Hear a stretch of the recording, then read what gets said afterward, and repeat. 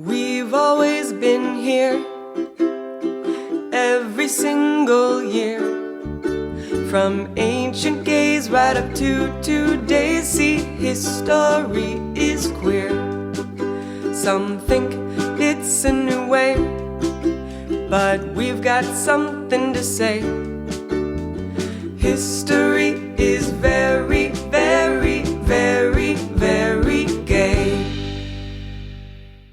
Hey everyone, Leigh here for a fun bonus interview episode. I'm very excited to bring to you today a conversation with my new friend, Kit Heyam. They are a Leeds-based, in the UK, awareness trainer, heritage practitioner, writer, and academic. They have written for academic publications as well as articles for Notches and the Public Medievalist. I believe you also just recently did an article on Joan of Arc, which was really fun. We're going to be chatting today about trans shit. Heck yeah. Kit's newest book, Before We Were Trans, came out in the UK in June, I believe, and it's coming out in the US mid-September.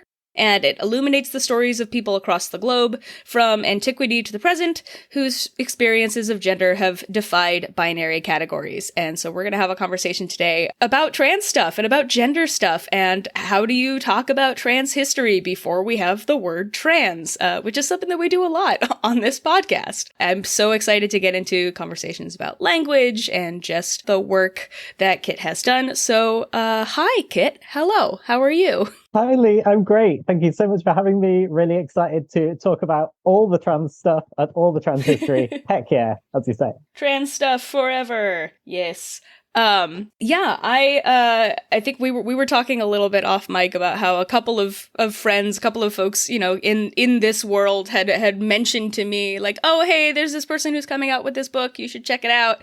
And I was literally going to be going and pressing pre-order when your publicist emailed me and was like, hi, would you like to have Kit on your podcast to talk about this book? I will send you a copy. And I was like, great, this is awesome. I love it when these things converge. And I'm like, this is something that I already wanted to read. So I'm really glad that we got to connect. And it is, you're in the UK, so it's morning for me, and it's probably, what, late at night for you? It's not late at night. It's 7 o'clock. Not late, it's probably around 7. Yeah. So, nice. Yeah, glad we could find the time to line up and it wasn't the middle of the night for either of us. Right, yeah. Yeah, definitely. Well, I mean, we'll just kind of start with getting to know a little bit about you. I mean, I mentioned that you do a couple of different things, that you do, you know, trans awareness and kind of trans competency training. You're a heritage practitioner, which I would love to hear more about. And obviously you're a writer and a historian. So could you tell folks who are listening just a little bit more about you and your background and how you got into this work? Hi, sure. So I've been working in, I guess, what you might call queer history activism for quite a while. And that's actually kind of how I came to my own queerness in a way. The first queer activist group that I dipped a toe in the water of was a lovely group called York LGBT History Month. I know LGBT History Month is a different month in the US from what it is in the UK. In the UK, it's February, which is the shortest month and the month into which we try and pack all of our. Well, it's funny because you have them switched. Because we have ours in October. Switched, yeah. Yeah, because you have Black History Month in October, and we have our LGBT History Month and our Black History Month in February. Yeah, I'm not sure how that happens, but in any case, yeah. So I started off dipping a little toe in the water of queer activism, and that was because I was researching for my PhD study. I was researching Edward II, the 14th century king who almost certainly had relationships with his male servants and favourites on the side of his marriage. And I was researching particularly how his queer reputation got built up. And so I was one of those, probably many queer people have been in this place, but I was one of those people who was just a very, very enthusiastic ally. And so I was going to do the activism because I was a very enthusiastic ally.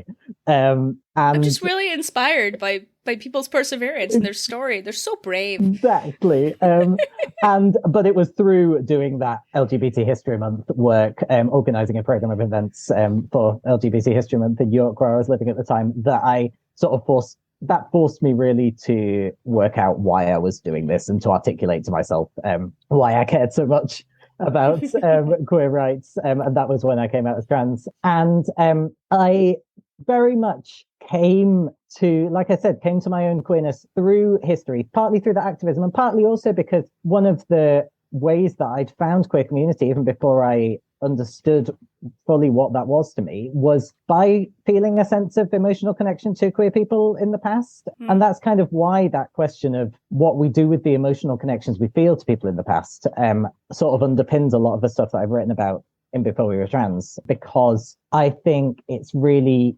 easy for queer people who write about queer history to be dismissed as biased or not objective because we feel things, but actually everybody feels something about history. It's just that some of our emotions are stigmatized as less objective or less valid or more likely to lead us astray than others. Or explained away as ahistorical. Exactly. Yeah. Well, so I mean, moving into that is what brought you to Before We Were Trans, right? So you were working on writing about Edward II. How did you come to this project, which is very global, very broad, expansive? How did you go about your research, and how much of the material were you familiar with when you started? So it took a while to take shape. And where it started was when I went to a heritage conference, again in York, as part of my LGBT History Month work. And I met a fantastic historian and archaeologist called Claire Corkill, who was working, she's from the Isle of Man, and she was working on researching an internment camp on the Isle of Man called Narkelo, which I write about in the book, where during the First World War, tens of thousands of people who were assigned male at birth were interned in this camp on the Isle of Man. And during the First World War, a significant number of those people lived as female full-time within that internment camp. And she told me about this. And then she said, oh, but we can't really talk about them as trans because we don't know why they did it, and we don't know if they lived as women afterwards. And that was really interesting to me, because my instinct was to say, oh, yeah, you're right. You know, whether they lived as women afterwards is the real measure of whether they were really trans. And then the more I thought about that, and also the further I moved with my own trans experience and with things like trying to get healthcare, for which you also have to prove whether you are really trans or not, the more quote unquote. Exactly, very much quote unquote. The more I started to question where those standards of really trans came from, why something that quote unquote only happened for 4 years doesn't count, why we can't talk about that as a kind of trans experience, and how those standards of what we think of as real transness are affecting the stories from history that we feel able to talk about as trans history. And so it was through thinking about Narkelo that I came to thinking about these issues more widely, about how the standards that we're bringing to histories of gender nonconformity are restrictive ones that have been shaped by our own contemporary narrow ideas of what a real trans person looks like. And it was my editor who said, but this is a global history. And my response to that initially was to say, you're right, but I don't know if I'm the right person to write about that.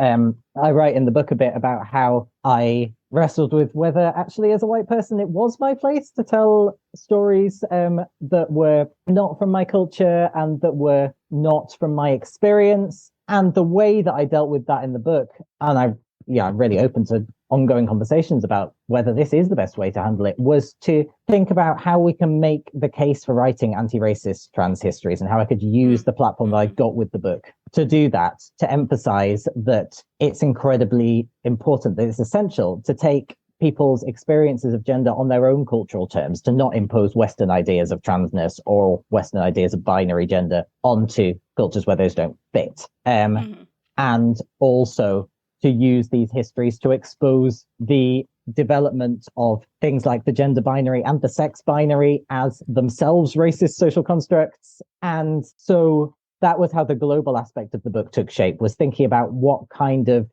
good can I do by telling a global history? What kind of anti-racist work can I do by telling those stories? Yeah, that was the direction in which that led me. Yeah, we definitely on this podcast continually come up against that, is the very idea of heterosexuality, the very idea of strict gender binary categories is in itself inherently colonialist and racist. We have a jingle that, pops up nearly every episode that's just fuck colonialism, because it's just inescapable and avoidable. And you find these patterns throughout everywhere. I mean, one of the things that we have, I say we, but I'm doing this podcast by myself for the last couple of years. But, one of the things I've learned through years of doing this work is the patterns that emerge all over, and how, you have to look at global history, because these patterns and these similarities that just exist in the base human experience and culture. And it's really interesting to see the ways that those have been kind of interpreted and then also manipulated through time. Can you talk a little bit about the stories that you go into in the book, like where you're kind of focused and how you picked what went in and what gets left out? Because obviously you can't do every single thing in a, 300, 200 page book, something like that. Absolutely, yeah. And I was really keen as well that, I couldn't possibly talk about every single thing. And I also couldn't do justice to any kind of chronological narrative. So the book, it doesn't start with you bounce around prehistoric people and move up to the present day. Partly because there would be so much I'd have to leave out that it would be a really partial story. Partly because also I really wanted to challenge the idea that there has been any kind of linear growth. Yes. So instead, I guess what I wanted to do is I knew that the stories I wanted to tell were the stories that make a lot of people say, that's not trans history, that's just ... So that's just women trying to make their way in a patriarchal society, or that's just people dressing up on the stage, it's just drag, or that's just queer sexuality, it's not about gender, or that's just intersex history, it's not trans history. And that ended up being how I kind of structured the book. So there's a chapter, for example, on trans histories and social roles, people who've taken on social roles that have made them be gendered differently by their society. Or there's chapters on histories that are both intersex history and trans history, or chapters on people whose sexuality or sexual behavior has made them understand their gender differently, or made other people understand their gender differently. And that, I guess, is for a couple of reasons. First of all, it's about expanding what we think of as trans history. And I want to be really clear that I'm drawing a distinction between saying these people are trans people and saying this history is trans history. And I think that is really important. I was going to bring that up. I was like, I recently saw, like, you had a tweet that had a really wonderful statement that was just, how do we distinguish between this person was trans and this has a place in trans history? And I think that we approach it that way too, is we don't know how this person identified. We don't know how this person behaved other than what happened to be written down, but we can still claim that as experiences and stories that are resonant to us in this current understanding and experience. Yeah, absolutely. That's really clear, I think. And related to that, we are not the only people who can claim those experiences as resonating with us, right? So there are plenty of people in the book with whom both trans people and other groups can feel solidarity and connection. And I really wanted to get away from the idea that we are somehow fighting over these histories. What is effectively a kind of capitalist logic that says, I own this history. No, I own this history. There's only so much history to go around and we have to claim it and fight over it. And in fact, my emotional connection to a person of the past does not take away someone else's emotional connection to a person in the past, right? One of the people I write about in the book is Anne Lister, well-known 18th century British person who a lot of lesbians feel really important connection to, who expressed their attraction to women in their amazing coded diaries in really, really clear terms, but who was also gender non-conforming in the way that they dressed, who wrote in their diary about not wanting to be seen as a woman by the people that they were in relationships with. And so that means that a lot of trans people can feel connection to that too. And that doesn't mean that we're saying Anne Lister was trans or was a lesbian. It means we're saying lots of different groups can feel a sense of community and solidarity with them. So you asked about the specific stories that I talked about. I'll tell you about one of my favorites, and then we can talk about kind of more of them as well, if you like. But one of my favorites, and perhaps because of the sense of community and solidarity that I feel with this person, is an early American trans and intersex piece of history. This is a person who lived in early, what was known then as, well, it still is known as Virginia, but what was newly known then as Virginia, who went sometimes by the name Thomas and sometimes by Thomasine Hall. And their story is fantastic because they become visible as part of a court case initially, which is a court case about quote unquote fornication. So they've been having sex outside of marriage. But the court case very, very quickly becomes about what their gender is. Are you a man? Are you a woman?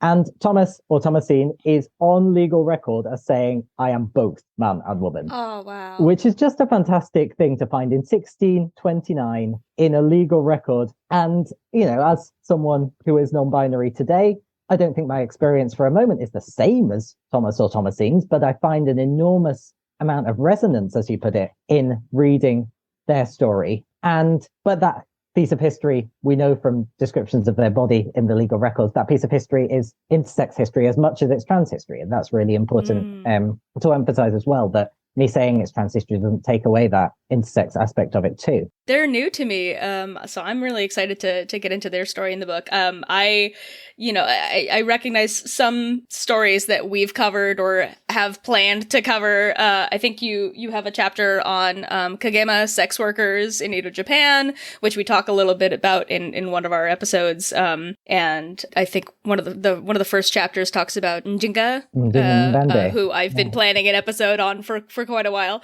But I thought it was really interesting how you said, like, the way that people's behavior, the way that people take on societal roles changes their societal gender too, which is something that, we have discussed so many times, is the idea of like behavior and societal role versus like an inherent sense of identity has changed so much in terms of like gender understanding. Definitely. Yeah.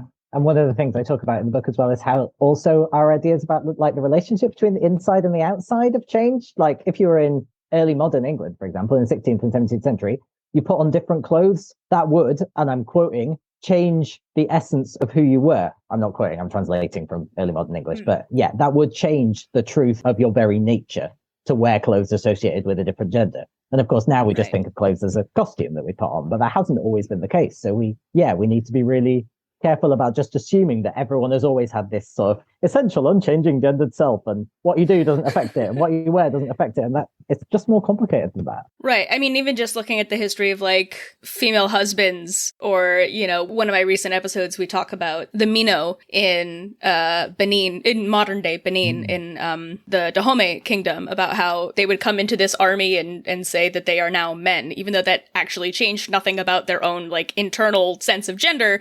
The societal role and their societal gender changed. So I really appreciate that you specifically chose to focus on the quote-unquote messy parts of not even just trans history, but just gender history, which I think as a whole society is like just starting to unravel a little bit.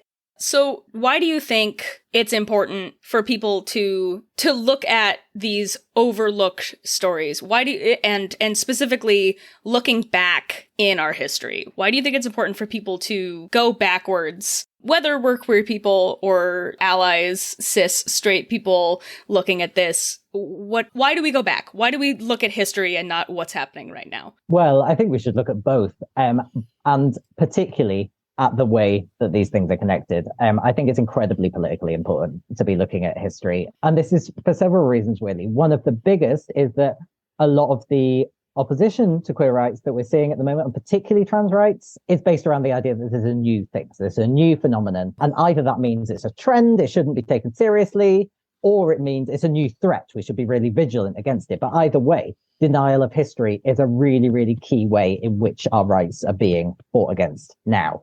And so raising awareness of the fact that actually it is not a new thing to experience gender in a fluid way. It is not a new thing to, quote unquote, redefine what constitutes gender or what counts as a man or what counts as a woman. This is something that has always been contested. Gender has never been something that's straightforwardly tied to the body or straightforwardly binary. It has always been up for debate and challenge and flux.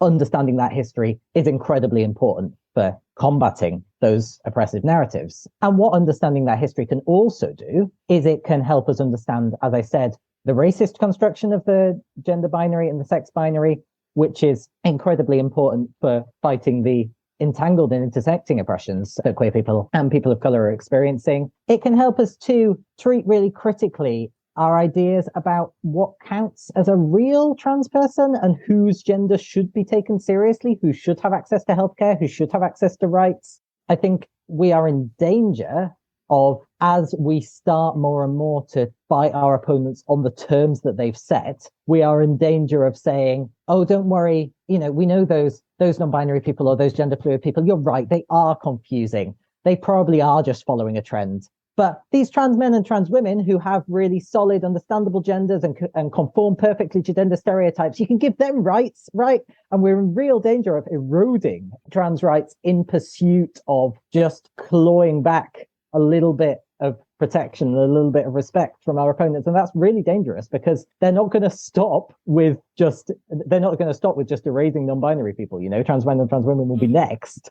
So it's a really dangerous but an understandably tempting tactic. And so I think not just telling trans histories, but telling, as you say, those messy trans histories is a really essential part of that activism. Mm-hmm. Yeah, I want to go a little bit back to, so when you were mentioning Ann Lister, you used they, them pronouns, right? So let's have a conversation around language, right? Let's talk a little bit about in that messy zone of talking about what is trans history, what is gender expansive history. You're going to come up against the minefield that is language and how we use pronouns, how we use terminology. What approaches did you take when you were starting this work and going into the book about what language you decided to use, whether it's pronouns or how you were describing somebody, or what language you found in your research that people were describing this person at the time or themselves?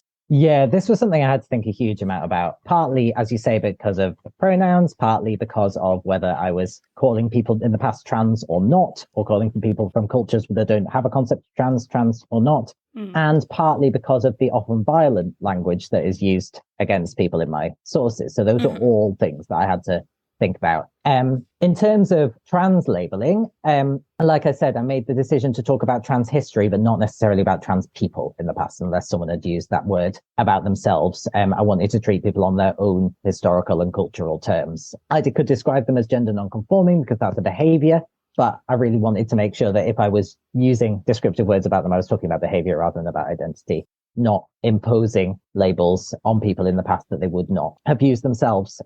I think I was really careful about that, particularly because I've read that's a standard part of your queer history 101, right? Don't impose labels on people in the past that they don't use about themselves. But with trans history, a lot of cis historians are quite bad at that.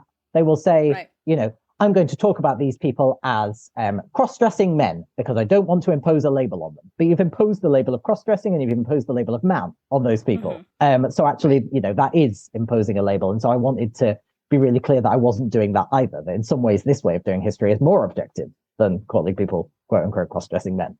So I wanted to do that.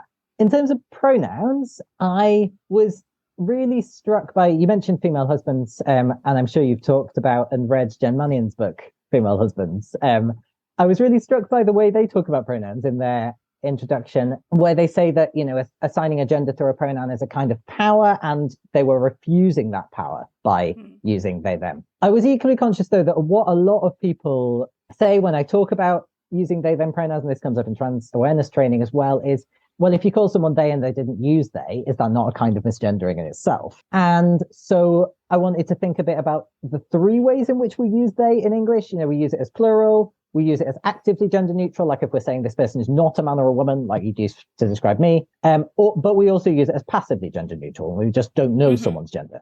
Right. And what I say in the book, and I wanted to be really clear about this, is I'm using they, them as passively gender neutral, and I'm using it in some ways also as plural. I was quite influenced by the historian Marjorie Rubright in this, who says, you can leave room for plural possibilities by using they to talk about someone. So that was how I made my decision on pronouns, unless I had a case of someone really clearly articulating, I am a woman, or I am a man. Like I talk about Roberta Cowell as she, for example, because she writes I am a woman a lot of times in her autobiography. Right. So that was a really... Yeah, the best way is, when you have that, it feels like hitting the jackpot is if you can find a primary source in which somebody so clearly using the language that they had available to them at the time explaining their own experience of identity. Like we use that when talking about Claude Cahun, and they have, that which is one of my favorite episodes we've ever done. They have a very specific quote where they say, I'm upset that we don't have a neuter gender in English, right? Like, if I could describe myself, I would be neuter, neither, nor, and it's, or the ways in which we see Vida Sackville-West talk about, their own experience in their writings. And so how did you kind of start your research? Like, where did you go for these sources? What was your process? It was a real mixed bag, and that's particularly because, so I wrote this book in 2020 and 2021, so access to, libraries and archives was somewhat more limited than I might ideally have hoped. Who knows why? Who knows why? Nobody remembers that. So what was a real positive of that time was that a lot of archives and libraries made their sources temporarily available online, and I really fervently hope that doesn't go away, partly because it makes it a lot more accessible to people who aren't affiliated with academic institutions, partly also because it reduced the carbon footprint of my book enormously, that I didn't have to kind of fly to the US and go to archives and things like that.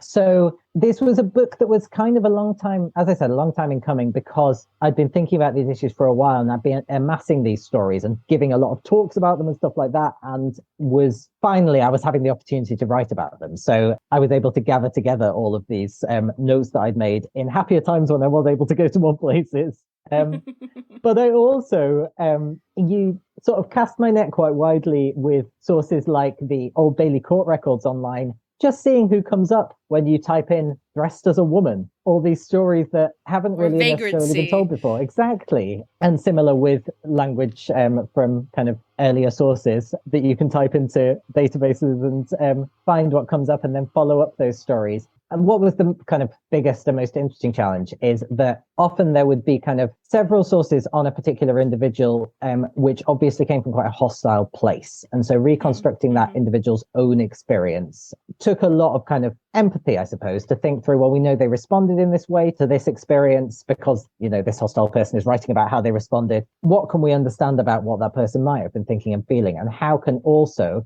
we quote these sources without reproducing the violence that's in them? Right. I wanted, for example, to not include intimate and non-consensual descriptions of people's bodies. I wanted also to correct misgendering in sources using square brackets so that it's indicated, but I don't think it's necessary to repeat the misgendering that someone can find in the real source if they go to it. I didn't feel my book needed to participate in that process. And that was particularly the case with people where a lot of the accounts are from kind of anthropological sources. Particularly when I was writing about Two-Spirit people, there are a lot of accounts which are incredibly racist, incredibly transphobic, incredibly violent. So I could piece together the story from those sources, but I wasn't going to quote those sources and reproduce all of the oppressions that they perpetuated. I wanted instead to write a narrative that was affirming that, yes, use the facts that I knew from those early anthropological sources, but that didn't reproduce their ideologies. Right. Didn't center the experiences of people around them and tried to recenter it on their narrative of the people. Exactly. I really appreciate that. So one of the things that we do a lot on this show too is we kind of connect the ways that like media is starting to pick up queer historical stories. You talk about, a significant number of people in the book, and you've mentioned that there are some that are, some of your favorites. Either folks that you've covered in the book or just in your own like queer historical life. If you could see any queer historical figure's life story adapted for like TV or film, what would you most want to see? Oh, goodness. There are a couple of really good candidates, both of whom lived in North America, actually. So great to bring up here. Now, I mentioned Thomas or Thomasine Hall again. I just want to go back to them, first of all, because they have a ridiculously amazing life story. So they're born in Newcastle in the northeast of England. They live as far as we know, as a woman for a little bit. Then they go down to the south coast of England. They live as a woman making lace. They live as a man fighting in a war on the near the Channel Islands, near France. They live as a woman again. They emigrate to North America. And as far as we can tell, when they emigrate to North America, they basically live part of the time as a man and part of the time as a woman, because different people in their community are convinced that they're a man or convinced that they're a woman at different points. They're a servant. They may have engaged in sex work as well. They have at least one relationship with someone who is probably another servant. And then the sentence that comes out of their court case is not you have to live as a man or as a woman. It's you have to make it really clear that you're both. You have to wear a mixture of male and female clothing at all times. And that is a double-edged sword. It's affirming, but at the same time, it's removing any possibility of fluidity or of flying under the radar. Right. Yeah. So, but that's an incredible story of someone in the early 17th century basically being legally commanded to live as non-binary. Yeah, I was like legally codifying androgyny. That's wild. It is. So that's a story I'd love to see. I'd also love to see the story of the two-spirit person who I focus on in the book, Kaushima Nupika, who has, again, just a ridiculously fantastic life story. They walked the entire length of the Columbia River with their wife. That's thousands of miles. Wow. And they were an intertribal mediator. They were a prophet. They were someone who they had an earlier marriage to a white fur trader and then left him and came back to their own community. They lived a life that has so far been mostly talked about in terms of ridicule in a lot of the anthropological sources. But in fact, they were an incredibly important figure in terms of prophecy and spiritual importance, as well as in terms of diplomacy and being a guide and kind of leading people around the area that they knew really well. And I'd love to see their adventures and their spiritual importance celebrated rather than people always trying to pick holes in it, which is kind of what a lot of people have done so far. Cool. Well, there's a lot, I think, that people could take with them from reading Before We Were Trans, but if there's like one thing that you want people to pick up after reading it, what would you say is like your ideal goal of like, okay, somebody's read this book and now this is how they're moving through the world knowing these stories? That's so hard to pick one thing, but I hope that people will take away from it the promise that neither the body nor the society that we live in, nor the ideas we're raised with define what gender can be and how we can live it. And I think that's incredibly politically important, as I've said, but it's also liberating for everyone, cis or trans. The book is about the way that fluid and fleeting and complex and messy and playful gendered experiences still count and are still meaningful. And I hope that everyone will feel more empowered to play with gender and to validate other people's play and to think of it as a low stakes problem. If, a young person wants to experiment with their gender, what if they change their mind? People say, so what? What if they do? Let them have an amazing time playing with their gender, and they might change their mind or they might not. And either of those possibilities is fantastic. I hope that's what people take away. Right. Yeah, there's no situation in which exploring your own understanding of yourself is a negative thing. Whether you decide through this exploration that you're cis, or that you're trans, or that you're like, cool, you know what? I actually am really confident and happy in the gender that I was assigned. That's just a net positive. Is congratulations, you now have explored and done introspective work and known a little bit more about yourself, and maybe you can kind of break out of, this has helped you figure out what things society is putting on you that don't necessarily have to be the ways in which you experience your own gender. Yeah, I really love that. So this book, has just come out this year. Is just coming out in the U.S. September 13th. That's right. The date. Yes. Hopefully, I will have this out by then. What projects are you working on now? Is there anything kind of new and exciting in the pipeline? I'm sure you're doing a whole bunch of these kind of conversations, talking about the book, but yeah, it's been lovely to have a chance to talk about the book a lot. What I'm doing next, I do have books under wraps, but what I'm doing next that I would love to talk about is a project with a museum here in Leeds in the UK, the Royal Armouries, which has some fantastic hidden trans histories that I'm going to be working with a local trans artist, Luna Morgana, on bringing out. People might have seen on social media, or if not, they can look it up, that we co-created a zine with the local trans community about one object that they have in the Royal Armouries, a sword that was commissioned by the Chevalier d'Eon, who doesn't make it into my book, but is an amazing 18th century piece of trans history that everyone should look up if they haven't heard of them.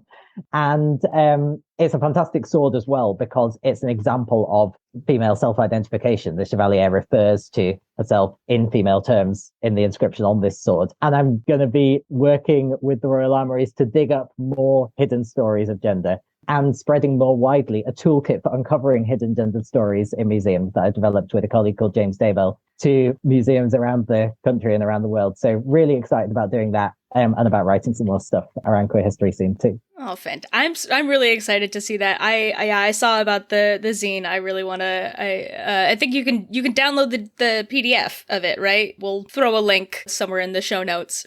Is there anything else that you wanted to talk about or mention that we haven't already discussed? I think we've covered all of the things that I would really want to say. Thank you so much. Well, thank you so much for hopping on here and having this conversation with me. I have not gotten a chance to finish the book. I've bounced around and gone through various chapters, but I'm really excited to dive fully in, and I hope that people will pick it up. Where can people find more about you and your work and follow you on various internet places like social media? Find out what you're doing next. If you want to follow me on Twitter, I'm KR Heyam. I'm the only Kit Heyam in the world as far as I know. So do find me on Twitter if you want it, and I will definitely update with all the stuff that I'm doing. And thank you so much for having me, and I hope that you enjoyed the book. Thank you.